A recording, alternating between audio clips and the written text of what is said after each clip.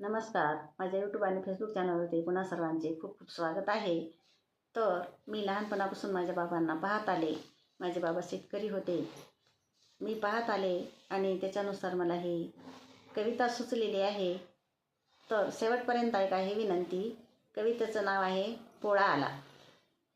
आज सरला श्रावण, श्रावण आमोशेला. आज सरला श्रावण, श्रावण आमोशेला. शेतकरी साजरा करी सण बैल पोळा आला. शेतकरी साजरा करी सण बैल पोळा आला. सालभर राबुनिया गोंजारले काळ्या आईला.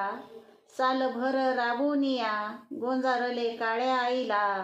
सार शिवार छान फुललं मोती लगडले कणसाला. सार शिवार छान फुललं मोती लगडले कणसाला. बळीराजा मणी सुखावला वेग आला कापणी खुडणीला. बळीराजा मणी सुखावला वेग आला कापणी खुडणीला. खळ करून मेढ रोवला रास धान्याची पोती भरला. खळ करून मेढ रोवला रास धान्याची पोती भरला.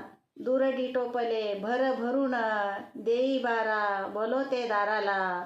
दुरडी टोपले भर भरून देई बारा बोलवते दाराला. अनेकही दान अनेकांना शेला फेटा बांधला डोईला. अनेकही दान अनेकांना शेला फेटा बांधला डोईला. दोन्ही बैल जोडून गाडीला डौलदार दिमाखात निघाला. दोन्ही बैल जोडून गाडीला डौलदार दिमाखात निघाला. कनगी बळद सारे भरला आनंदाने जोत्यावर बसला. कनगी बळद सारी भरला आनंदाने जोत्यावर बसला. आज सरला श्रावण, श्रावण अमावस्येला.